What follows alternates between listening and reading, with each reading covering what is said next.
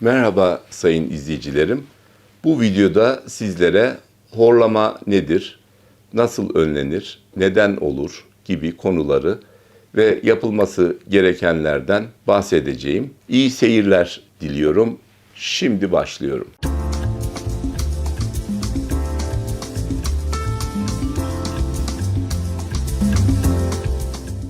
Partnerinizin sizi bütün gece yüksek sesle horlayarak uyanık tutmasından dolayı hiç hayal kırıklığına uğradınız mı? Daha da kötüsü, kendi horlamanızla kendinizi uyandırdığınız ve horlamayı nasıl durduracağınızı da bilmediğiniz olaylarla karşılaştınız mı? Kendiniz hakkında ne düşünürseniz düşünün, herkes ara sıra horlar.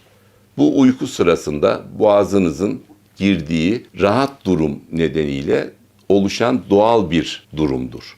Ancak bu devamlı ve şiddetli ise uyku düzeninizi bozabilir.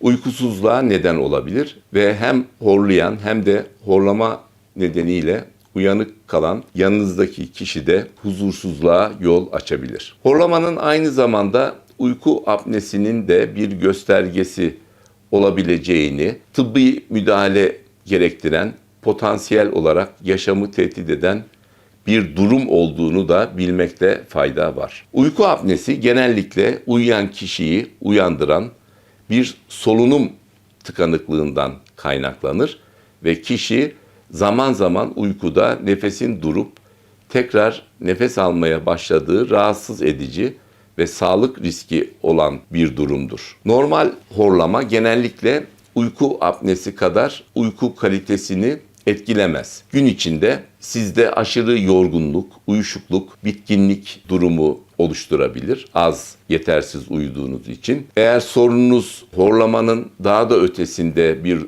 durumdan kaynaklanıyorsa mutlaka bir uzman doktor muayenesi sizin için iyi olabilir. Daha önce de belirttiğimiz gibi horlama uykusuzluğa neden olabilir ve bu da birçok kişi için büyük bir sorundur. Horlamayı nasıl durduracağınızı bilmek istiyorsanız tam olarak nasıl ve neden horladığınızı belirlemekte fayda var.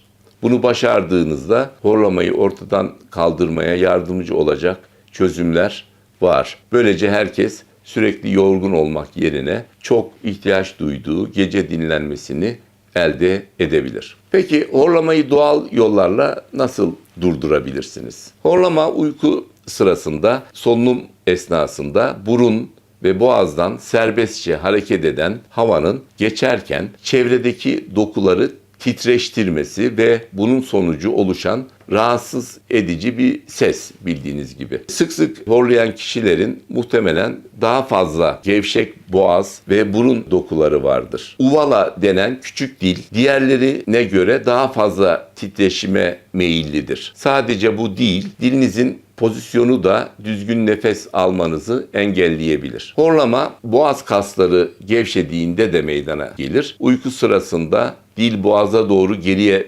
düşebilir ve boğaz duvarları bu geçen hava etkisiyle titreşebilir. Bu da horlama seslerine neden olur. Hepimizin horlamayan eşimizin bile iyi bir gece uykusuna ihtiyacı olduğu çok açık. Ancak horlama nedeniyle uyuyamıyorsanız bu durum ciddi sağlık sorunlarına yol açabilir. Peki bunlar ne olabilir derseniz, siz horlamayla, yetersiz uyku ile farkında olmadan kilo alımı yaşayabilirsiniz. Depresyon, beyin hasarı, hormonal sorunlar, kalp hastalığı ve felç riski, artan kan basıncı, diyabet riskinin artması, hızlı yaşlanma belirtileri, bunlar sizlerde yetersiz uyku ve horlamayla gelişebilir. Şimdi de size horlamayı durdurmanın 11 farklı doğal yolundan bahsetmek istiyorum. İlki yan yatarak uyuma. Horlama sorununuz küçükse bu işe yarayabilir. En büyük zorluk vücut yastığı kullanmak, pozisyonu korumada faydalı olabilir. Sonuç olarak bu pozisyon gevşemiş ve gergin olmayan boğaz kaslarının solunum yollarının tıkanmasını önleyebilir. Başınızın yukarı pozisyonda olması da burun hava yollarının açık kalmasına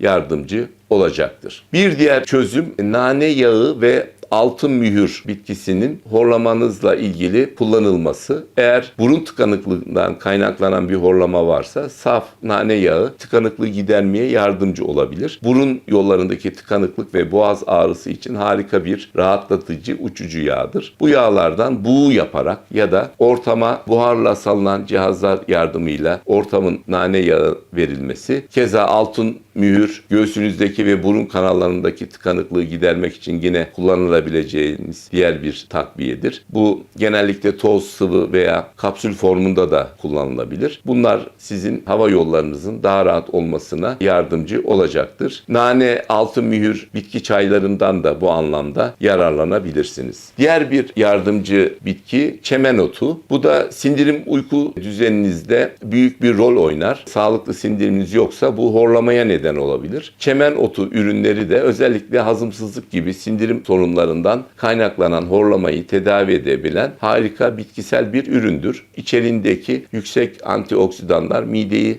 rahatlatarak tokluk hissi uyandırır. Hastalıklara karşı direncinizi artıran çemen otu sayesinde mide yanması, bronşit, ağız yaraları, hatta kanser, cilt enfeksiyonları, böbrek fonksiyonlarının düzelmesine katkı sağlayan etken maddeler içerir bu çemen otu bitkisi. Bir diğer ürün papaya meyvesi. Sinüsler hava yollarını tıkayabilir. Ağzın açılmasına ve yumuşak damağın arkasında boğazın üstünde asılı duran bu uvala yani küçük dilin titreşmesine ve bütün gece süren rahatsız edici horlamaya neden olan durumu papayanın sinüslerle savaşan, bromelain içeren ananas bitkisi, brokoli ve kırmızı dolmalık biber C vitamini açısından zengin olan birkaç ürünle birlikte papayanın da kullanılması bu sorunlarınızı azaltacaktır. C vitamini, folik asidin folat formu, A vitamini, magnezyum çeşitlerinden uygun olanı, lifli gıdalar ve antioksidan gibi içeriklere sahip olan papaya bitkisi kardiyovasküler sağlık ve göz sağlığını da destekler, kemik sağlığına yardımcı olur. Bu papaya bitkisinin bu anlamda önemini burada size tekraren söylemek istedim. Bir diğer ürünümüz okaliptus yağı. Okaliptus göğüs soğuk algınlığına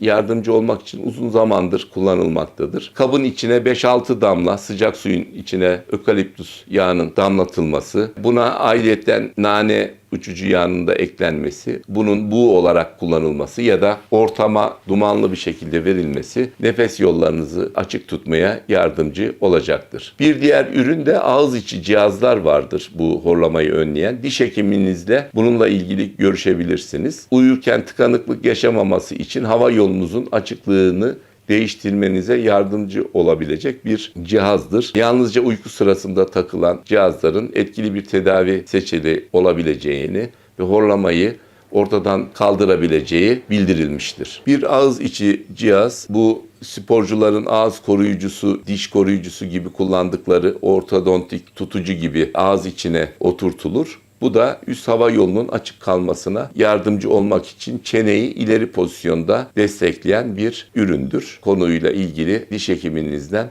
bu anlamda destek isteyebilirsiniz. Bir diğeri vücut ağırlığınızı normale döndürün. Eğer fazladan vücut ağırlığı varsa bu fazla kilo özellikle boyun çevresinde uzandığınızda boğazınızın daralmasına neden olacaktır. Bu da yüksek oranda horlama yaratacaktır. Bir diğer kullanacağınız aparat daha önce de biraz bahsettim. Ortamda olan kuru havayı biraz nane uçucu yağı, ökaliptus gibi bir takım destek ürünleriyle sıcak su ya da difüzer dediğimiz ortama buhar veren aparatların içine koyarak bu uçucu yağları ortamın nemlendirilmesi ve bu etken maddelerle de nefes yollarının açılmasına yardımcı olunması sizde o gece horlamanızı engelleyecek bir diğer formüldür. 9. maddemiz alkolü sınırlayın. Yani mümkünse tamamen bırakın. Çünkü alkol çoğu insanda bir rahatlama, özellikle boğaz kaslarında, dilde gevşeme hali oluşturur. Bu da nefes alıp verme sırasında titreşim ve sese neden olur. O nedenle alkol konusunun da bu horlamaya neden olduğunu hatırlatmak için bu maddeyi size iletiyorum. Ayrıca 10. madde olarak düzenli boğaz ve dil egzersizleri de bu boğaz ve dil kaslarınızın kuvvetlenmesine, gece daha zor gevşemesine sebep olacaktır. Bununla ilgili de boğaz ve dil egzersizleri diye de araştırıp siz hareketleri öğrenebilirsiniz. Bir diğeri gece geç saatlerinde süt ürünleri almaktan kaçınmanız faydalıdır. Bu ağzınızda, boğazınızda bir mukus tabakası yapmaya meyilli bir durum oluşturur. Bu mukus da hava yollarının tıkanmasına katkıda bulunur. Yine yatmadan önce çok ağır bir yemek de sizi horlamaya yöneltecektir. Mideniz dolu olduğunda diyaframınıza baskı yapar ve bu da horlamayı etkiler. Diğer ilave horlamaya sebep olan faktörlere ne notlar söyleyebilirsek, bu gündüz egzersiz yapmak, obeziteden kurtulmak gibi noktalara ilave olarak aşırı kilolu çocuklarda da bu horlama riskinin olduğundan bahsetmek önemli. Journal of Pediatrics and Child Health'de yayınlanan bir çalışmada obez çocuklarda da horlama ve uyku apnesi yüksek ölçüde olduğu araştırmalarda gösterilmiştir. Bunu da bir not olarak söylüyorum. Yine menopoz halinde olan kadınlar yaş ilerledikçe boğaz kas kuvvetinin azalması ve kilo almaya da başlamaları nedeniyle horlama eğilimleri artmaktadır. O nedenle menopozdaki kişilerin daha da dikkatli olması gerekmektedir. Genellikle 45-65 yaş grubu, bir de kilo varsa yaşa bağlı horlama eğilimi artmaktadır. Bunu da özellikle belirtmek istiyorum. Bu anlamda hem kiloya hem yaşam tarzı durumlara, biraz önce söylediğim sebeplere biraz daha dikkatli bakmakta fayda vardır. İşte dil boğaz egzersizlerini bu kısmı kuvvetlendirmek için eklemekte fayda var. Erkekler bir de kadınlardan daha fazla horlarlar. Neden bu sebebi? Erkeklerin hava yolları kadınlara göre daha dar yaratılıştan. Bu nedenle bu erkeklerde daha fazladır. Bu nedenle diğer bir sebep olarak söylenebilir. Mesela kişilerde burun ve sinüs yollarında bir anatomik kusuru varsa, tabii kulak burun boğaz uzmanı bunu görecektir.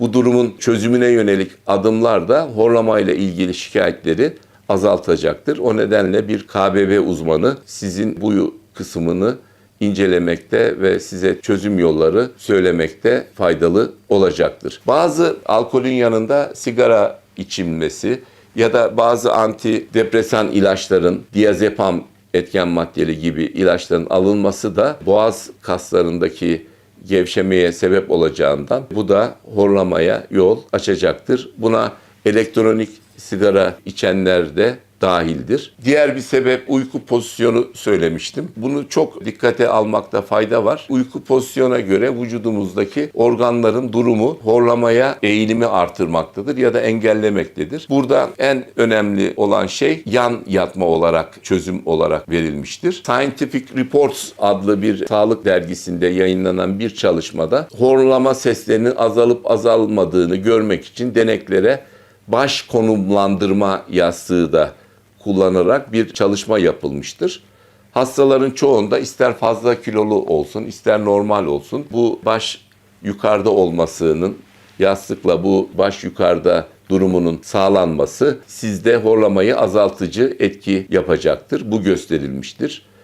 Ayrıca sırt üstü yatmak daha fazla boğaz tıkanıklığına yol açabileceği için bazı özel yastıklarla bunu da engellemeye yönelik bazı çalışmalar yapılmıştır. Yani baş yukarıda olmak önemli, bir de yan yatıyor olmak önemli. Bu noktaları da size hatırlatmakta fayda gördüm. Uyku apnesinin genellikle horlamayla birlikte geldiğini biliyoruz. Ancak şaşırtıcı olmayan bir şekilde uyku apnesinin astım hastalarında yaygın olduğu da gösterilmiştir. Yani astım hastalığı yaşayanların hem uyku apnesi yönünden hem horlama yönünden ayrı bir değerlendirme içinde tutulması da çok önemlidir. Aralıklı oksijensizliğe düşmek, bazı sinir reflekslerini yaşamak, vücudun iltihaplı, enflamasyonlu olması da keza bu horlamayla ilgili konuyu kötüleştirmektedir. Bazı astımın doğal ilaçları horlamayı astıma iyi geldiği için bu konuda yararlı olduğu yine araştırmalarda gösterilmiştir. Bir konu çok ilginç.